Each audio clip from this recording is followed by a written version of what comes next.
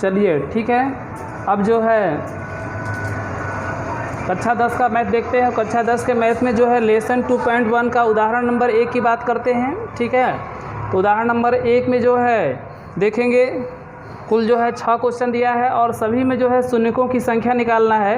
ठीक है, तो सबसे पहले बात करते हैं इस शून्यकों की संख्या हम लोग किस प्रकार से ज्ञात कर सकते हैं। तो x अक्ष पर रेखा जितने बिंदु पर प्रतिच्छेद करती है, ठीक है ना, तो इसके लिए कह सकते हैं कि x अक्ष पर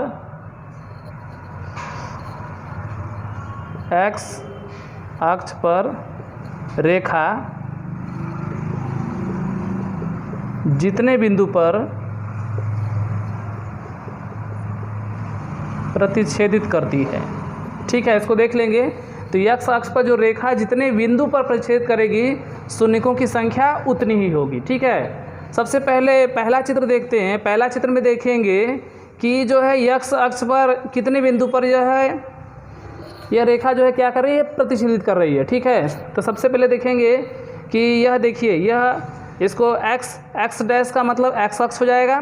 ठीक है, तो x अक्ष पर यहाँ पर एक बिंदु हो गया।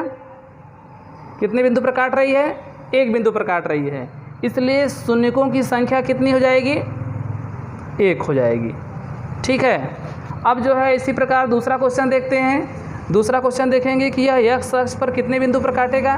तो x अक्ष पर देखिए एक बिंदु यहाँ हो जाएगा और एक बिंदु यहाँ हो जाएगा। ठीक है, तो x अक्ष पर कितने बिंदु हो गए, 1 2 बिंदु हो गए। ठीक है, तो जितना बिंदु पर काटेगा उतना क्या हो जाएगी, शून्यकों की संख्या हो जाएगी।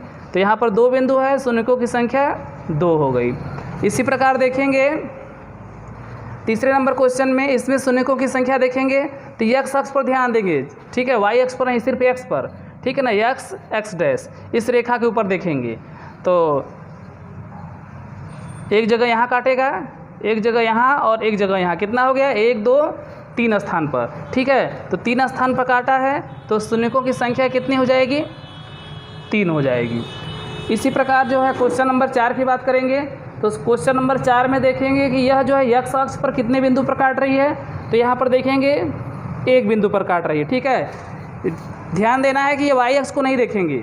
ठीक है ना, यहाँ पर y अक्ष पर भी काट रहा है लेकिन सिर्फ किस पर देखना है, x अक्ष पर। ठीक है, और x अक्ष का मतलब समझ जाइए कि x डैश। ठीक है, इसी रेखा के ऊपर देखेंगे।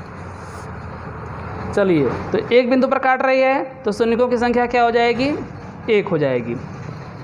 अब यहाँ पर देखते हैं, यहाँ पर जो है यह x अक्ष पर जो है कितने बिंदु पर काटती है, टच करती है। तो यहाँ पर सिर्फ एक बिंदु पर। ठीक है, इसलिए शून्यकों की संख्या क्या हो जाएगी, 1 हो जाएगी। इसके बाद आगे देखते हैं। अब इसमें देखेंगे कि यह x अक्ष पर कितने बिंदु पर काट रही है। एक बिंदु यहाँ हो गया, एक बिंदु यहाँ हो गया और एक बिंदु यहाँ हो गया, एक बिंदु यहाँ, 1 2 3 4। ठीक है, तो यह x अक्ष पर 4 बिंदु पर काट रही है, इसलिए जो शून्यकों की संख्या कितनी हो जाएगी, 4 हो जाएगी। ठीक है, इस प्रकार से हम लोग देख सकते हैं, समझ सकते हैं कि x अक्ष पर रेखा जितने बिंदु पर काटेगी, ठीक है, शून्यकों की संख्या उतनी होगी। यहाँ पर एक बिंदु पर काटा तो शून्यकों की संख्या 1 हो गया। यहाँ पर जो है 2 बिंदु पर काटा है इसलिए शून्यकों की संख्या 2 हो गया।